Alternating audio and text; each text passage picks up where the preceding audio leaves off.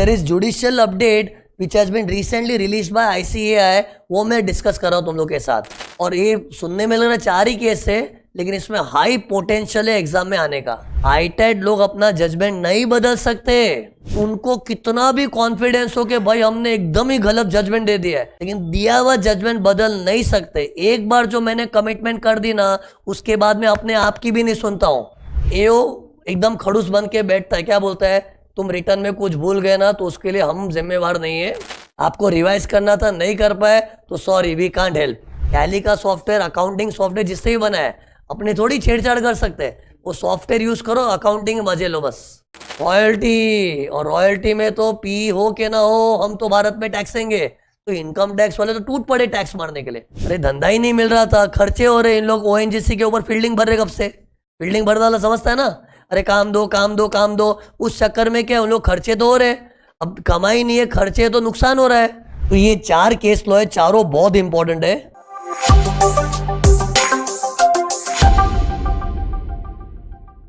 C judicial update for May 26। C institute क्या करती है, इंस्टीट्यूट हर एग्जाम के पहले है ना, कोई अगर रिसेंट केस लॉज आए होंगे तो उसको अपडेट करते इन देयर वेबसाइट। और जुडिशियल अपडेट करके बोले मतलब पक्का वो कोई नया केस लॉस है। और इन लोग स्टैट्यूटरी अपडेट करके भी रिलीज करते हैं। उसमें तो क्या सीबीडीटी का कोई रिसेंट नोटिफिकेशन सर्कुलर आया होगा, वो बच्चों को इन्फॉर्म करने के लिए होता है, that is called statutory update. और जुडिशियल में न्यू केस लॉज अपडेट करने के लिए होता है। अभी तक May 26 का कोई स्टैट्यूटरी अपडेट जैसा नहीं है, but there is judicial update which has been recently release by ICAI, वो मैं डिस्कस कर रहा हूं तुम लोग के साथ। और इसमें क्या है, इन लोग ने 4 केस लॉ नए ऐड किए हैं, और ये सुनने में लग रहा है 4 ही केस है, लेकिन इसमें हाई पोटेंशियल है एग्जाम में आने का। पास्ट रिकॉर्ड को अगर मैं एनालाइज करूं ना, कई बार ऐसा हुआ है कि जुडिशियल अपडेट में से same to same question May attempt में आ जाता है। अगर May में नहीं पूछ पाए तो सितंबर में पूछ लेते हैं, सितंबर नहीं पूछा तो जैन में पूछ लेंगे, लेकिन आना फुल चांस है।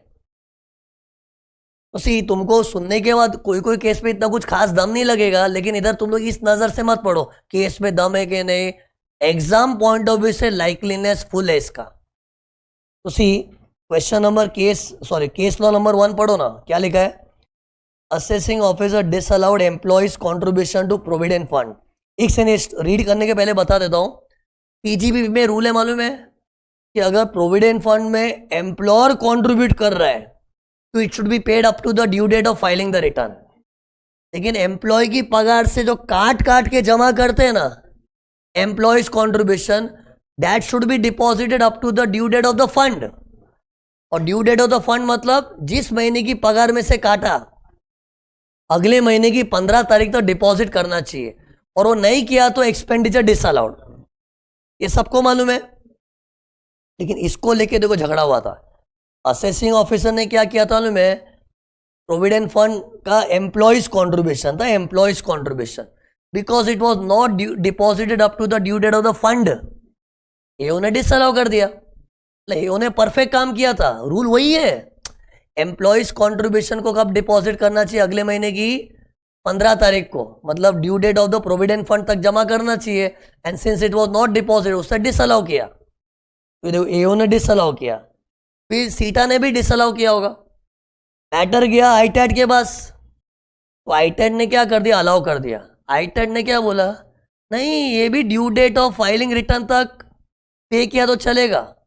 अरे due date of filing return थोड़ी दूर आती है ना, जैसे मार्च महीने की पगार में से मैंने कुछ काटा था, तो ideally I should deposit by 15 April, तो मैंने थोड़ा लेट जमा किया था, और ट्रिब्यूनल ने बोला इट्स ओके, 15 अप्रैल तक नहीं भी डिपॉजिट हुआ, due date of filing return तक डिपॉजिटेड है ना, तो इट वाज अलाउड।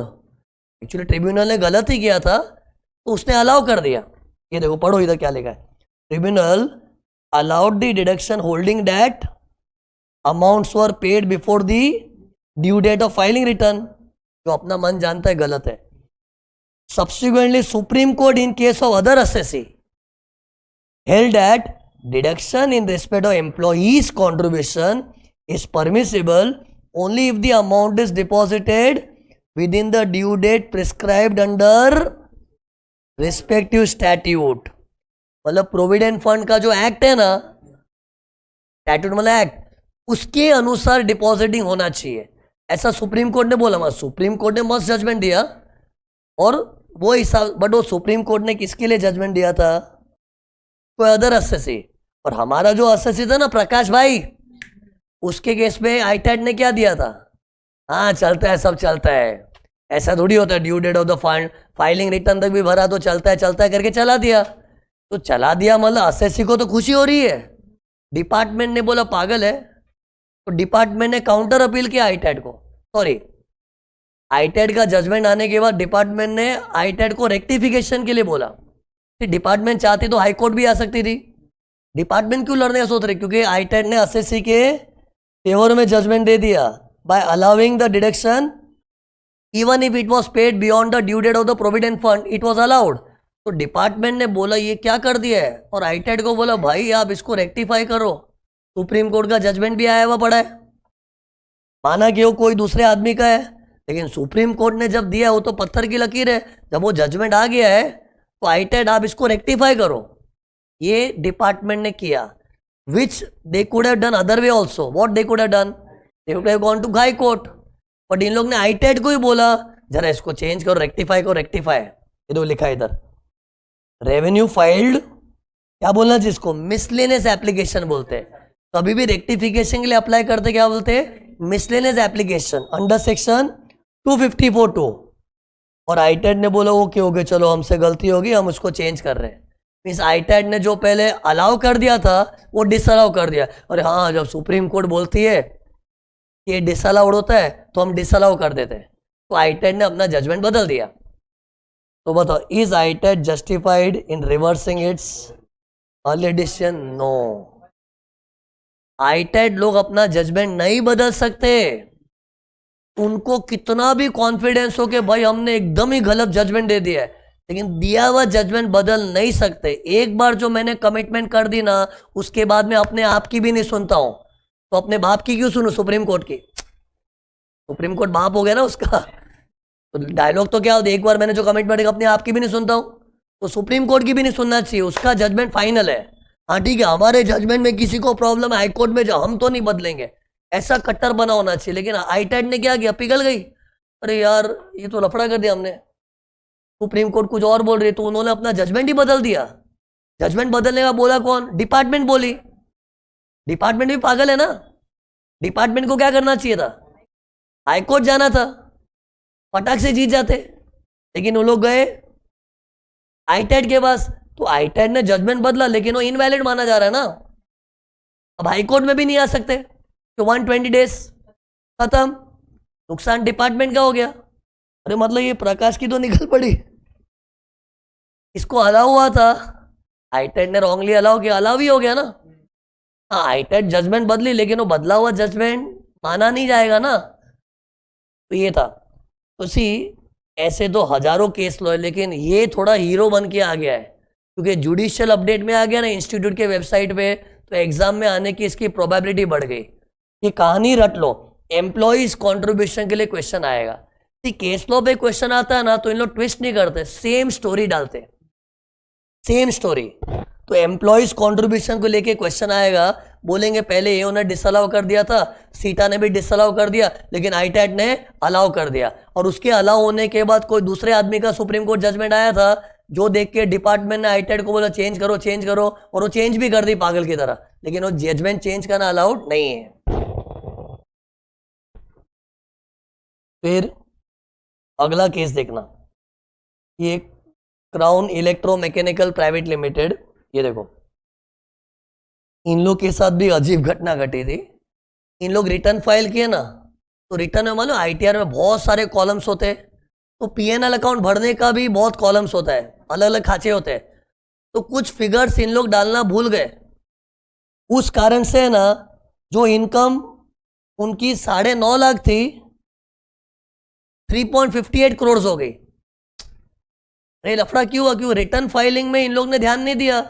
रिटर्न आजकल क्या थोड़ा ऑनलाइन फाइल कर दे, ये भरो ये भरो ये भरो, भरते भरते कुछ कुछ चीजें भरना भूल गए, और भरना भूल गए, बाद में अपना रिटर्न कहाँ जाता है? बैंगलोर में प्रोसेसिंग हुआ, इंटीमेशन में उन लोग की इनकम इतने पे क्लोज हुई 3.58 करोड़, जबकि एसएससी बोल रहे नहीं मेरी इनकम तो 9.5 है। और उसको रियलाइज नहीं होगा, रिटर्न भरने में ही गलती हो गई। और हम जैसा रिटर्न भरेंगे बैंगलोर में, उसका प्रोसेसिंग तो वैसा ही होगा, इंटीमेशन वैसे आएगा। और इंटीमेशन में क्या आया कि आपका इतना इनकम है और हैवी डिमांड आ गई। असेसी को तो सदमा लग गया। पढ़ो, अभी तो आगे पढ़ो क्या है। Assessee filed return but missed some P&L figures by mistake. Return filing में गड़बड़ हो गई।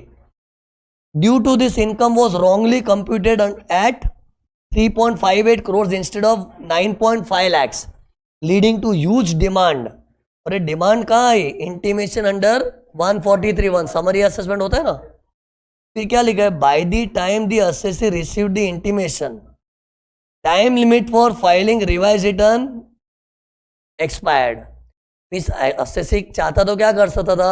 इंटीमेशन, अरे ये क्या गड़बड़ हो गया, इतना थोड़ी मेरा इनकम है, हाँ मेरे से रिटर्न में कोई गड़बड़ हो गई तो रिटर्न रिवाइज करने की इच्छा रखी। अरे मालूम है ना, इंटीमेशन आने के बाद भी रिटर्न रिवाइज कर सकते हैं। जब तक मेरे पास 31 दिसंबर पड़ा है ना, रिटर्न रिवाइज कर सकता हूँ।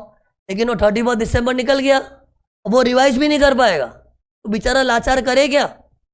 देखो उसने क्या किया, revise return time had expired, consequently assessee filed a revision petition under section 264। मतलब किसकी शरण में गया?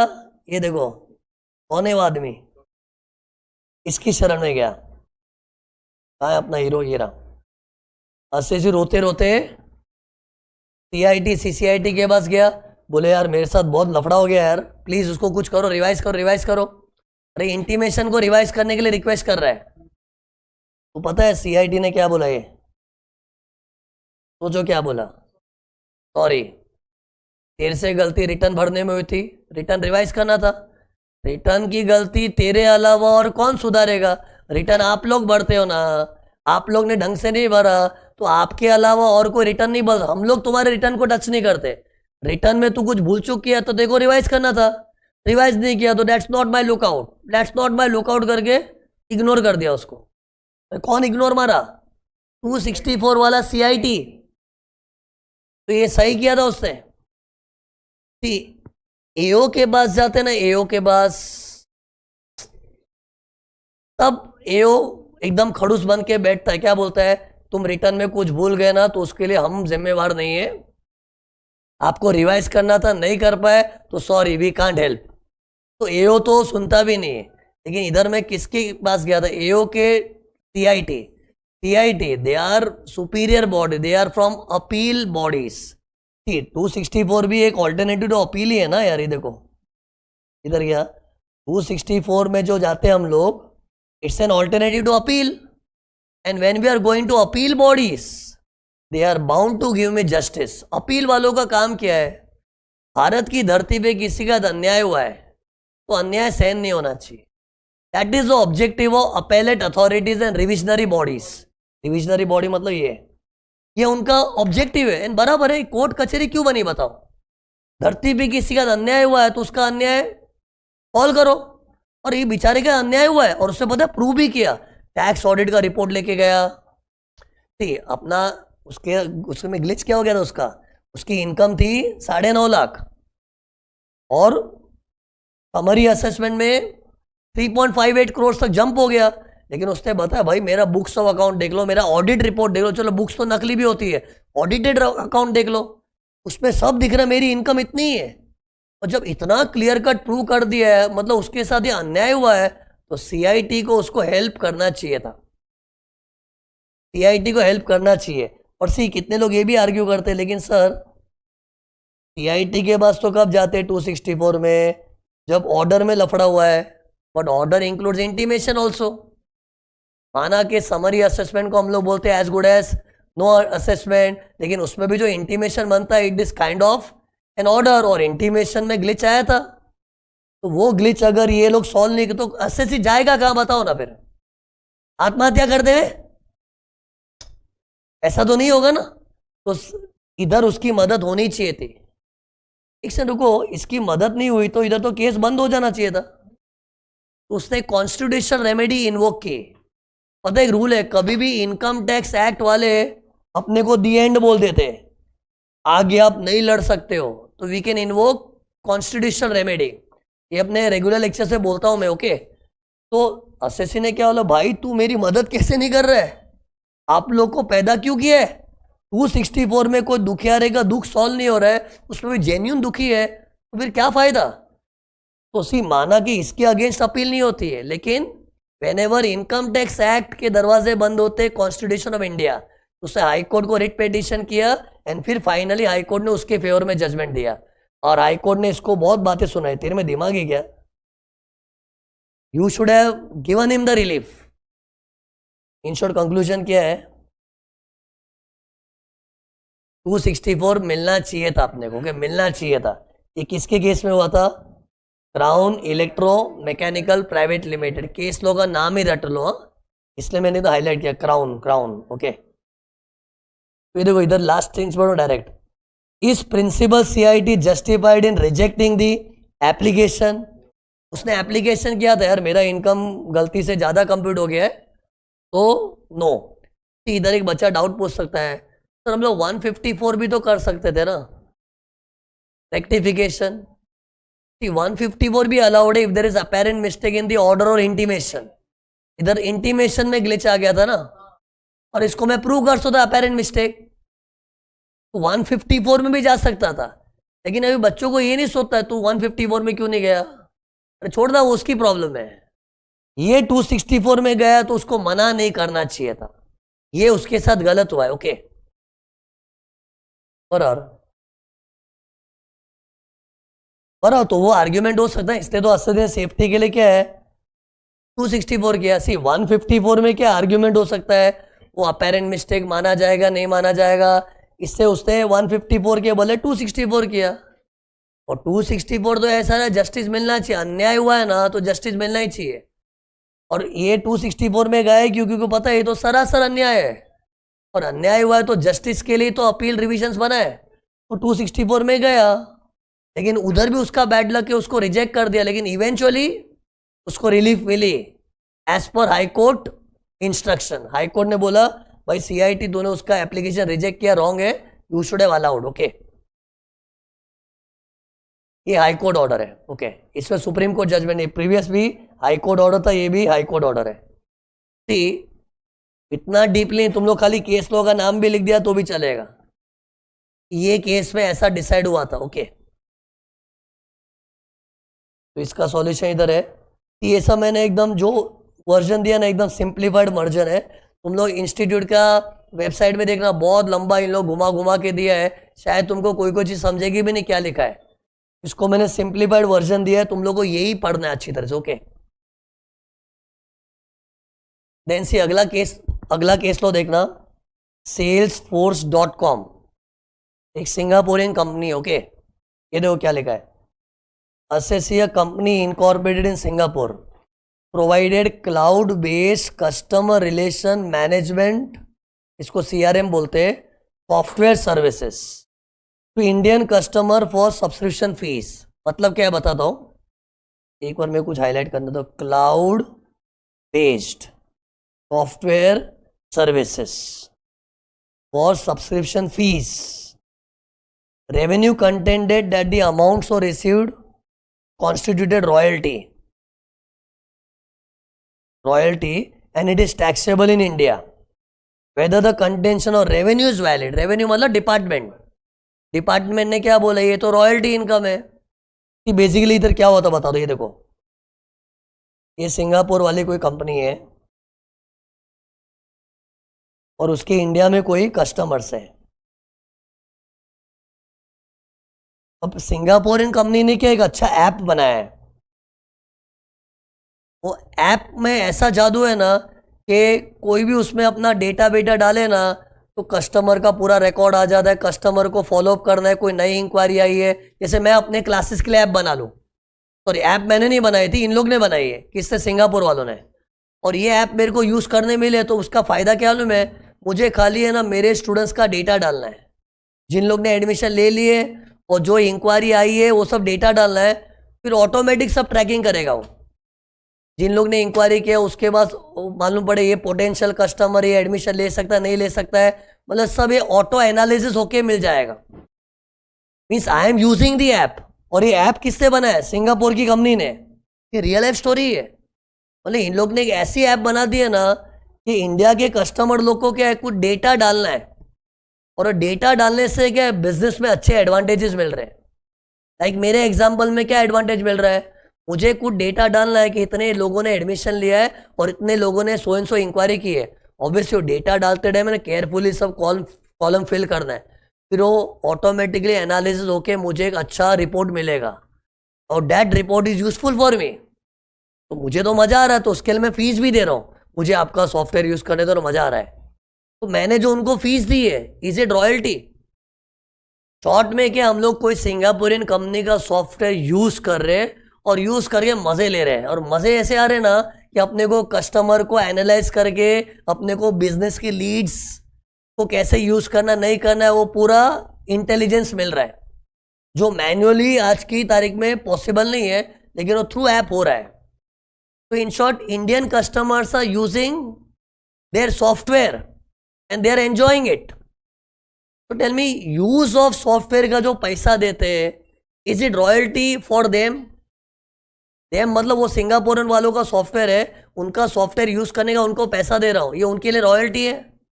कि रॉयल्टी कब कहते हैं, जब अपने को कोई सॉफ्टवेयर केवल यूज ना करने दे, उसको मॉडिफाई करने दे, उसके अंदर राइट्स मिल जाए एडिशनल, कि चलो ये सॉफ्टवेयर हमने तो एक बार का बना लिया है, तुम अपने हिसाब से इसको जो चेंज करना है करो, मजा लो। तो then I am getting copyright, intellectual property मिल रहा है, then the charges are royalty nature. लेकिन किसी ने सॉफ्टवेयर बना दिया है, उसको मुझे कुछ छेड़छाड़ करने नहीं मिलेगा, तू डेटा डाल के मजे ले इसके बस। जैसे टैली का सॉफ्टवेयर यूज करते हैं हम लोग, टैली का सॉफ्टवेयर अकाउंटिंग सॉफ्टवेयर जिससे भी बना है, अपने थोड़ी छेड़छाड़ कर सकते हैं, वो सॉफ्टवेयर यूज करो, अकाउंटिंग मजे लो बस। तो अपन उसकी फीस देते, वो थोड़ी रॉयल्टी होता है। तो इधर भी ऐसा ही हुआ था, किसी ने सॉफ्टवेयर बनाया है, वो सॉफ्टवेयर को यूज लो, तो उसके लिए जो चार्जेस पे करते, दे आर नॉट रॉयल्टी। तो रॉयल्टी नहीं है तो क्या, पीजीबीपी है, और पीजीबीपी को भारत में टैक्स ना है, तो उनका इंडिया में पी होना चाहिए, लेकिन उनका इंडिया में पी नहीं था, तो इंडिया में टैक्स नहीं आना चाहिए। लेकिन इनकम टैक्स वाले टैक्स मार रहे थे, क्या बोल के, नहीं ये कोई नॉर्मल पीजीबीपी इनकम नहीं है, सॉफ्टवेयर रॉयल्टी, और रॉयल्टी में तो पी हो के ना हो, हम तो भारत में टैक्स देंगे। तो इनकम टैक्स वाले तो टूट पड़े टैक्स मारने के लिए, लेकिन वो टैक्स ना गलत है, क्योंकि दिस इज नॉट रॉयल्टी। ऐसे बहुत केसेस हुए हैं। ओके, सॉफ्टवेयर रिलेटेड कभी भी आया ना, how to use your brain, कि किसी का सॉफ्टवेयर यूज कर रहे हैं, जैसे अपने भी तो कितने सॉफ्टवेयर यूज कर रहे हैं, मैं खुद यूज कर रहा हूँ एक सॉफ्टवेयर यार, मेरे बच्चों को वीडियो लेक्चर देखते हैं ना, तो देखते तो ऐप वगैरह होता है, सॉफ्टवेयर यूज कर रहा हूँ, लेकिन मैं सॉफ्टवेयर सिर्फ यूज कर रहा हूँ, मेरे पास वो अथॉरिटी नहीं कि उसको मैं मॉडिफाई चेंज वेंज करके कुछ भी करूँ, वैसा हो तो रॉयल्टी। लेकिन हम किसी के बने बनाए सॉफ्टवेयर को यूज करके उसे मजे ले रहे हैं, उसकी जो फीस है, it's a normal PGBP income. Okay,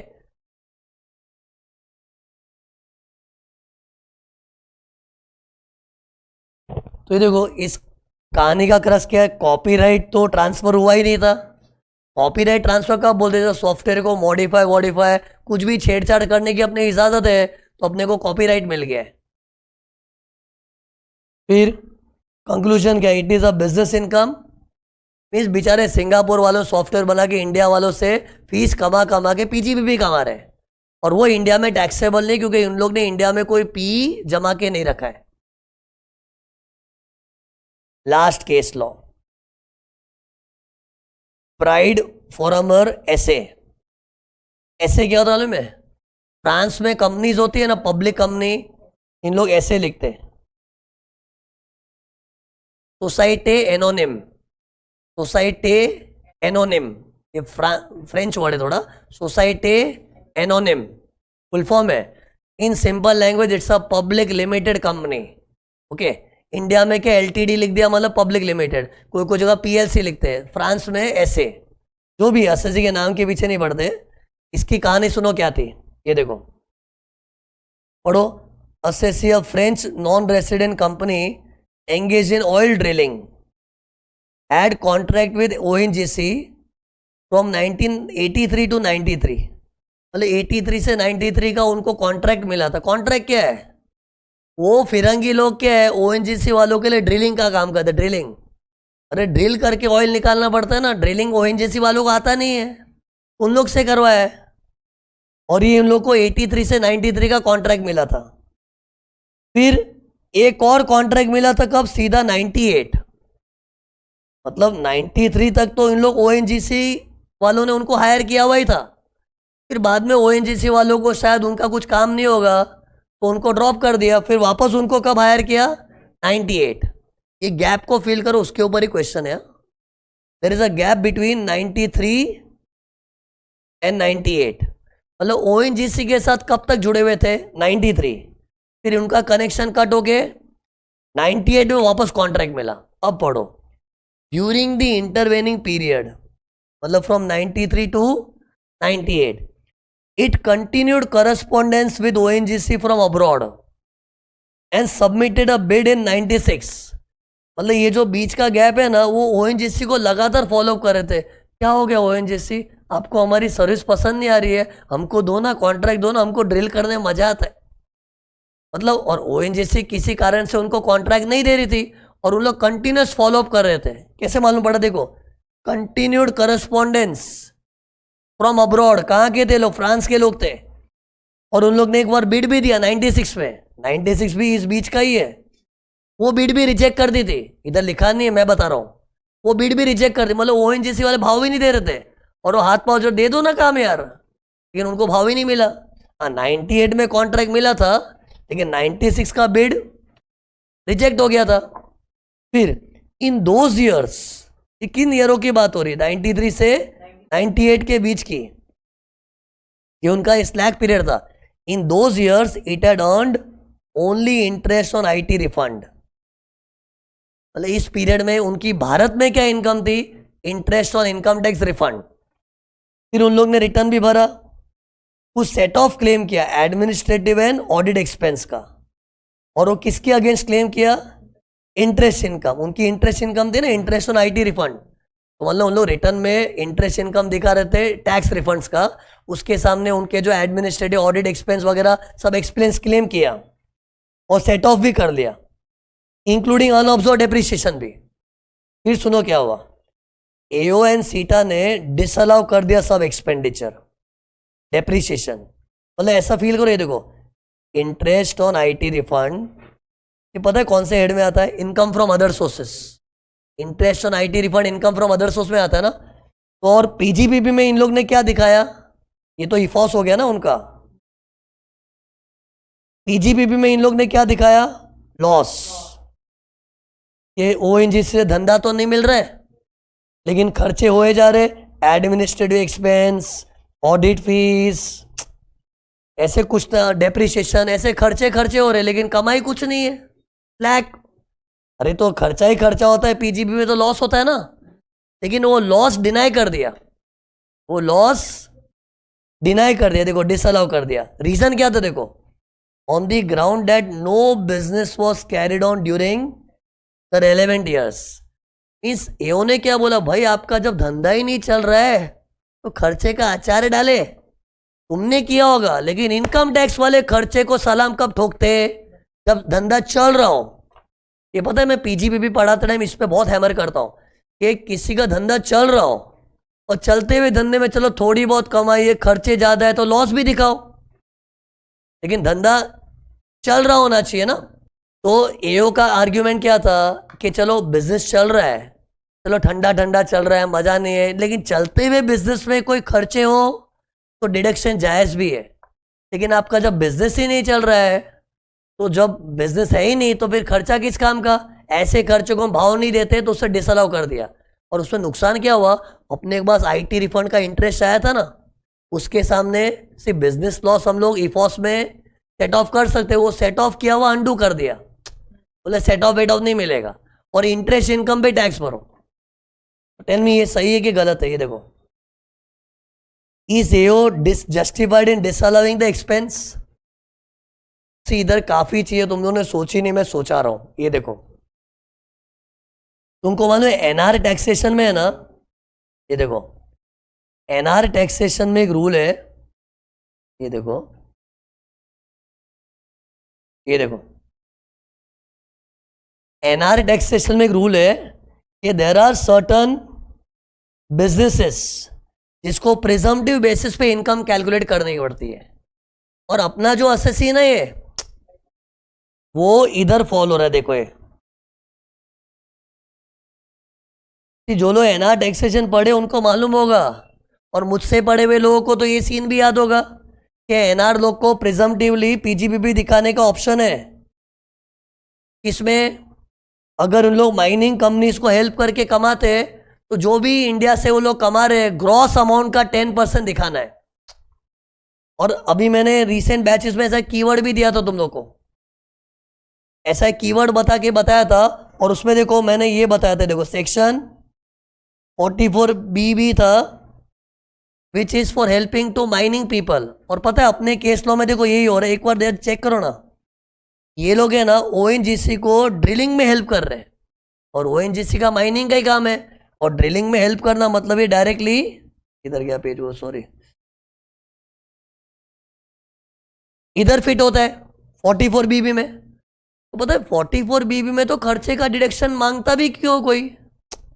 अरे 44BB क्या बोलता है कि वो जो फ्रेंच वाली कंपनी है, फ्रांस वाली, वो लोग को ओएनजीसी से जो भी ग्रॉस रिसीट्स मिल रहा है उसका 10% दिखाने का, वो डायरेक्ट पीजीबीपी, तो फिर खर्चे का तो सवाल ही नहीं उठता ना। अरे पीजीबीपी जब प्रिजम्पटिवली होता है ना तो ग्रॉस रिसीट का सर्टन परसेंटेज दिखा दिया, फिर डिडक्शन विडक्शन नहीं होता है। वो 10% का मतलब ही क्या है?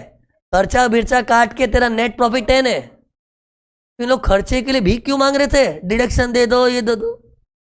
तो बता रहा हूं, सुनो, नहीं ये देख देख पढ़ो, can declare lower income provided maintain books and audit. ध्यान से देखना, इतना डीपली इंस्टीट्यूट के केस लॉज में नहीं दिया, तुमको बाउंसर जाएगा, मैं लिख के बता रहा हूं, इधर इतना डीप इनसाइट दे रहा हूं, ध्यान से देखना। एक्चुअल कहानी क्या थी, ये लोग 44BB वाले लोग थे, वो तो साफ जाहिर है जो माइनिंग वालों को हेल्प कर रहे, लेकिन पता है मैंने बच्चों को पढ़ाते टाइम इधर हैशटैग करके बताया था ये दोनों में, कि इधर इन लोग को है ना लोअर इनकम दिखाने का ऑप्शन दिया है गवर्नमेंट ने। सी बाकी लोग का जो प्रिजम्पटिव है ना ऐसा ही दिखाना पड़ता है, जैसे शिपिंग वालों को 7.5% उतना ही दिखाना पड़ता है, ऑप्शन भी नहीं है। लेकिन अंडर 44BB और BBB ये हैशटैग वाली चीज है, इधर I can declare lower income. और पता है ये लोग जो थे ना, कौन, अपने सब में आ जाओ, ये लोग को लोअर इनकम दिखाने का शौक चढ़ा, क्योंकि ओएनजीसी से धंधा तो नहीं मिल रहा था। अरे धंधा ही नहीं मिल रहा था, खर्चे हो रहे, इन लोग ओएनजीसी के ऊपर फील्डिंग भर रहे, कब से फील्डिंग भरने वाला समझता है ना, अरे काम दो काम दो काम दो, उस चक्कर में क्या उन लोग खर्चे तो हो रहे, अब कमाई नहीं है, खर्चे तो नुकसान हो रहा है, तो नुकसान इज बेटर टू शो ना compare to the presumptive PGBP. Presumptive में तो ग्रॉस रिसीट का 10% दिखाना है, लेकिन इन लोग को तो लॉस दिखाने मिल रहा है, तो उन लोग ने वो प्रिफर किया प्रोवाइडेड बुक्स एंड ऑडिट। तभी देखो इन लोग का ऑडिट फीस का भी खर्चा हुआ था, देखो ये समझा ऑडिट फीस क्यों हुआ था, बिकॉज उन लोग को क्या है एक्चुअल बेसिस पे इनकम रिपोर्ट करनी थी और ना प्रिजम्पटिव बेसिस पे नहीं, उसके लिए ऑडिट वॉज कंपलसरी। तो ऑडिट करो, बुक्स मेंटेन करना, ऐसा खर्चा लगा ना, तो वो खर्चा उन लोग क्लेम किए तो मना कर दिया, ये एक्चुअल कहानी थी। और इन लोग ने मना किया क्या रीजन पे? ये धंधा चल ही नहीं रहा है, चलो चलते हुए धंधे में थोड़ी बहुत कमाई के सामने खर्चे ज्यादा हो तो लॉस भी दिखाओ, लेकिन धंधा चल ही नहीं रहा था। तो सुनो, इधर पता है आईटेट ने जजमेंट क्या दिया था, ये तो एओ सीटा तो मिले हुए थे, उन लोग ने सेम जजमेंट डिसअलाउ। आईटेट ने क्या बोला, ऐसा नहीं बोल सकते धंधा नहीं चल रहा था। 83 से 93 तक उन लोग ओएनजीसी से लगातार जुड़े हुए थे, फिर वापस 98 में इन लोग रिकनेक्ट हुए, और इस बीच में भी इन लोग कोई सो नहीं रहे थे, पूरी फील्डिंग भर रहे थे, ओएनजीसी काम दे दे काम दे दे। बीच में 96 में एक ट्राई भी मारा था बिड, लेकिन रिजेक्ट हो गया। तो इसी धंधे में तो क्या हम लोग नॉन स्टॉप फील्डिंग भरते रहे तो ठीक है, धंधा नहीं चल रहा है तो इट्स अ टेम्पररी लल, इसको बोलते हैं टेम्पररी लल। ये वर्ड मैं क्यों यूज कर रहा हूं, क्योंकि क्वेश्चन में भी वर्ड आ सकता है। लल मतलब टेम्पररी पॉज लग गया है। जैसे मेरा भी धंधा, मैं कोचिंग क्लास से बहुत सालों से चला रहा हूं, लेकिन कोविड आ गया, कोविड के टाइम क्या धंधे में थोड़ा पॉज हो गया, बंद करके सो थोड़ी रहा था घर पे, पूरी फील्डिंग भर रहा था, कोई बच्चा आ जाए फेस टू फेस कोई पढ़ने ही नहीं आ रहा था, डर रहे थे कोविड में, तो मेरे धंधे में टेम्पररी पॉज लग गया। और कोई ऐसा थोड़ी है शीरीष सर ने धंधा बंद कर दिया, देख चल रहा है अभी भी, पहले भी चल रहा था, कोविड में टेम्पररी पॉज आ गया, तो ऐसा इन लोग के साथ हुआ था। तो अगर एओ ये बोलता है नहीं धंधा है ही नहीं आपका, और नॉन एग्जिस्टिंग धंधे का खर्चा डिसअलाउ होता है, ये गलत है। धंधा वॉज एग्जिस्टिंग और there was a temporary slack, थोड़ा धंधा ढीला चल रहा था और अपना पूरा प्रयास जारी था। कैसे प्रूव किया? Continued correspondence. केस होता है अपने को सब कागजात से प्रूव करना पड़ता है। ये देखो हमने कितने ईमेल डाले ओएनजीसी को, और हमारा ये नॉन स्टॉप प्रयास ये साबित करता है कि हमारा धंधा चल रहा था, but there was a temporary lack. तो यू कैन नॉट से धंधा नहीं चल रहा था, धंधा चल रहा था, और चलते हुए धंधे में खर्चे का डिडक्शन मिलना चाहिए। फाइनली ये आईटैट ने जजमेंट दिया था, सुन, हाई कोर्ट रिवर्स कर दी, हट, फिर सुप्रीम कोर्ट ने फाइनली अलाउ कर दिया। अल्टीमेटली क्या होना चाहिए? It's allowed. जस्ट बिकॉज 93 और 98 के बीच में एक गैप आ गया। इन लोग कोर्ट लोग है ना पूरी स्टडी करते, 10 साल तक संबंध था इन लोग का यार, 98 में रिकनेक्ट हुए, और इस बीच में भी कंटिन्यूस फॉलोअप चालू था, एक दो बिड में ट्राई भी मारा, नहीं हुआ, तो डैट मीन्स अपने बिजनेस की कंटिन्यूस बरकरार थी। लेकिन धंधा नहीं चल रहा तो खर्चे ज्यादा हुए तो लॉस दिखाना अलाउड है, क्यों डिनाई किया? तो फाइनली एसएससी सुप्रीम कोर्ट में जाके केस जीत गया। ओके, और पता है हाई कोर्ट ने एक और बात भी छेड़ी कि इन लोग का इंडिया में पी थोड़ी है, इन लोग का इंडिया में पी थोड़ी है, लेकिन सी ये जो सिस्टम है ना, ये प्रिजम्पटिव में है ना, पी है कि नहीं वो कंफ्यूजन अवॉइड करने के लिए प्रिजम्पटिव चालू किया है। क्योंकि सी बहुत बार किसी का इंडिया में पी है कि नहीं वो डिटर्मिनेशन कंफ्यूजन होता है ना, तो प्रिजम्पटिव सिस्टम रखा है कि नॉन रेसिडेंट के पूरे वर्ल्ड में धंधा करते, उनका इंडिया में कनेक्शन है नहीं है, कई बार वो डेवलप नहीं कर पा रहे, तो उसके लिए तो प्रिजम्पटिव रखा है। लेकिन हाई कोर्ट ने क्या बोला? नहीं, इंडिया में पी ही नहीं है, तो इंडिया में पीजीपीपी आना ही नहीं चाहिए, ना प्रॉफिट ना लॉसेस, तो उसने ये ग्राउंड दिया। लेकिन पता है सुप्रीम कोर्ट ने इसका भी जवाब दिया, पी वाला क्राइटेरिया डट्टास में होता है। Income tax act does not use the word P. Income tax act वाले सेक्शन 9 है, वो बोलता है बिजनेस कनेक्शन। एनआर का इंडिया में बिजनेस कनेक्शन है ना, तो इंडिया में पीजीपीपी दिखाने का। और डट्टा लोग क्या बोलते हैं? There should be some physical place. और पता है लोगों को चॉइस होती है कि डट्टा और डोमेस्टिक लॉ में जो बेटर है लेंगे, और इधर डोमेस्टिक लॉ बेटर है क्योंकि खर्चा दिखा के लॉस दिखाने मिल रहा है ना उसको। तो इन शॉर्ट हाई कोर्ट की ये जस्टिफिकेशन को भी सुप्रीम कोर्ट ने उड़ा दिया। सुप्रीम कोर्ट बोला ये पीवी क्या है, पीवी का टंटा तो डट्टास में होता है, अपना इनकम टैक्स में सेक्शन 9 है, वो तो क्या बोलता है किसी एनआर का इंडिया में बिजनेस कनेक्शन है, तो इनका ओएनजीसी से कनेक्शन है, तो they can do PGPP in India. और डट्टा के सामने उनको इंडिया में पीजीपीपी दिखाना फेवरेबल है क्योंकि लॉस दिखाने मिल रहा है ना। ठीक, एनआर लोग भी शाणे होते हैं, अगर इंडिया में भर भर के टैक्स आ रहा होता ना, तो लोग डट्टा के प्रोविजन से गवर्न होना चाहते हैं कि डट्टा के हिसाब से हमारा इंडिया में पी नहीं है ना, हम टैक्स से नहीं जाएंगे। एनआर लोग भी शाणे, लेकिन इधर उनको टैक्स आ रहा था कि लॉस चाहिए था, सेट ऑफ लॉस चाहिए था, तो they were not interested in P, they were interested in section 9। ये मैंने पढ़ा था एनआर टैक्सेशन सेक्शन 9 में क्या है, पी लिखा ही नहीं है। इंडिया में बिजनेस कनेक्शन है तो इंडिया में पीजीपीपी रिपोर्टिंग होगा, और रिपोर्टिंग में अगर लॉस है तो लॉस भी आएगा। तो फाइनली जजमेंट क्या है इसका? सुप्रीम कोर्ट ने बोला भाई ये खर्चा डिसअलाउ मत करो, it should be allowed as deduction even if there was a temporary slack, business is said to be in continuance and in continue business expense should be allowed. तो ये 4 case लो आए थे। ओके, बराबर बराबर बराबर नहीं, बट इधर business connection है ना, ठीक, इधर असर क्या बोला, हमारा इंडिया से बिजनेस कनेक्शन है और किसी एनआर का भी इंडिया में बिजनेस कनेक्शन है, तो सेक्शन 9 के हिसाब से income is deemed to accrue and loss is also deemed to accrue. तो लॉस अक्रू हुआ है तो हमको सेट ऑफ भी चाहिए। तो इधर ऐसे लोग हैं ना सेक्शन 9 से भाग के ना डट्टा को प्रेफर करते हैं कि जनरली एनआर को इंडिया में टैक्स आ रहा होता है ना तो पी का झगड़ा लेके बैठा, हमारा इंडिया में पी नहीं, हम तो टैक्स नहीं भरेंगे। मतलब वो पी का क्राइटेरिया डट्टा में, और सेक्शन 9 क्या बोलता है, अरे पी नहीं भी हो तो कैसे भी इंडिया में बिजनेस कनेक्शन से है तो हम टैक्स मारेंगे। तो जो टैक्स मारने की बात आती है ना तो एनआर लोग क्या प्रिफर करते हैं, डट्टास। ओके, बट इधर इन लोग डट्टा को नहीं, सेक्शन 9 को फेवर कर रहे थे। ये सेक्शन 9 तो बोलता है इंडिया में बिजनेस कनेक्शंस हो तो इंडिया में पीजीबीबी रिपोर्टिंग होगा, तो हमारा ओएनजीसी से कनेक्शंस है और हम पीजीबीबी दिखाएंगे, लेकिन क्या करें, धंधे में कमाई नहीं हुई तो नुकसान हो गया तो नुकसान दिखाएंगे। और वो सेट ऑफ के लिए मर क्यों रहे थे, इंटरेस्ट मिल रहा था ना आईटी रिफंड का, एडजस्ट हो रहा था, तो एडजस्ट करने के लिए इन लोग तड़प रहे थे और उनको फाइनली एडजस्ट करने मिला।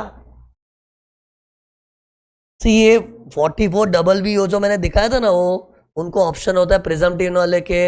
इतना सब स्टडी मटेरियल क्या बोल रहा हूँ, आईसीआई के जुडिशियल अपडेट में नहीं दिया है, लेकिन ये मेरे लिए बताना जरूरी था तो ही अपने को समझेगा, नहीं तो स्टूडेंट को पहले ही डाउट आना चाहिए सर ये लोग 44BB वाले अगर है तो उनको तो एक्चुअल खर्चा वर्चा इंपॉर्टेंट ही नहीं है, सीधा ग्रॉस रिसीट्स का 10%, लेकिन इन लोग ने 44BB को ऑप्ट आउट करके एक्चुअल बेसिस दिखाना चाह रहे थे which is allowed for them, और उधर वो क्यों प्रिफर कर रहे थे, क्योंकि खर्चा दिखा के लॉस आ रहा है। ओके, तो ये 4 केस लॉ है, चारों बहुत इंपॉर्टेंट है। ओके, तो ये तैयारी कर लेना, most important for May 26, if not May 26 then September, if not September then Jan 27 में तो पक्का ही आएगा। पेपर लीक हो रहा है 3 एग्जाम का। Okay, bye.